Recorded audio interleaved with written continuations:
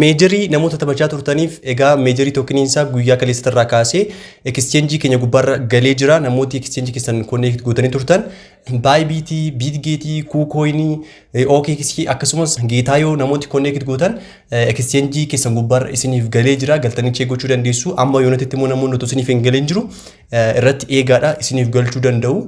Akkasumas nan custodial wallet gubbaarratti immoo connect namoota gootaniif nan custodial wallet gubbaarratti amma galuu dhiisuu danda'a. Ergan liisitee booddee guyyaa tokko booda yookiin immoo guyyaa lama booda deposit isiniif ta'uu danda'a. Isa kana isin eeguu qabdu. Nan custodial wallet gubbaarratti connect gootan immoo gas fees hin gaafata. Toonii haa ta'u, istaarii haa ta'u garuu kaffaltanii kan isin ittiin baafattan gas fees hin gaafata wanta ta'eef gas fee sanas amma dursitanii qopheeffachuu qabdu. Isa qopheeffattanii achi booddee wallet keessan gubbaarratti claim gootu. Erga wallet gubbaarratti claim gootanii immoo gara exchange itti ergitanii gara maallaqaatti jijjiiruu dandeessu. Exchange qabda yoo ta'eef immoo exchange namni kan biraa fayyadamu namarratti ergitanii namoota exchange qabna irratti ergitanii jijjiirachuu dandeessu jechuudha. Egaa meejarii Noovembarii 28 akka inni liist ta'u kan inni dubbatame har'a Noovembarii 27 dha. Kan jechuun guyyaa borii liist ni ta'a. Tookinii namoota isiniif galee jiru trade gochuu dandeessu guyyaa borii.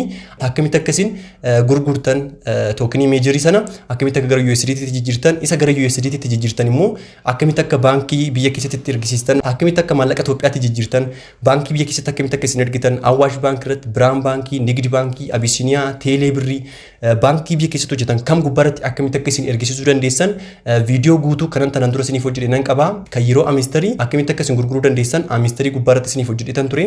Amistar kombaatinis meejariinis akkaataan isaan ittiin gurguraman tokkuma wanta ta'eef profaayila kiyya gubbaarra galtanii check gochuu dandeessu. Viidiyoo guutuun isaan jira. Akkamitti akka gurgurtan irra gurgurtanii booddee immoo baankii biyya keessatti akkamitti akka ergisiistan viidiyoo guutuu waan jiruuf galtanii isa sana check gochuu dandeessu. Innaa bifa sanaan guyyaa borii erganii liistee booddee gurguruu dandeessu jechuudha.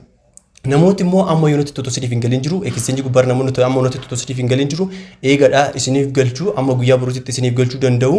Akkasumas airdrop kan biraa namoota taphachaa turtaniif ejentiin pre-market gubbaarratti ba'ee jira.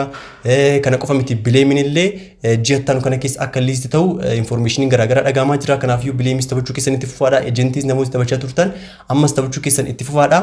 Namoonni YouTube kanaaf haaraa taatan subscribe gochuun irraanfatinaadha. Information haaraa yeroo yeroodhaan kanas biraan ga'u ta'a. Bye bye.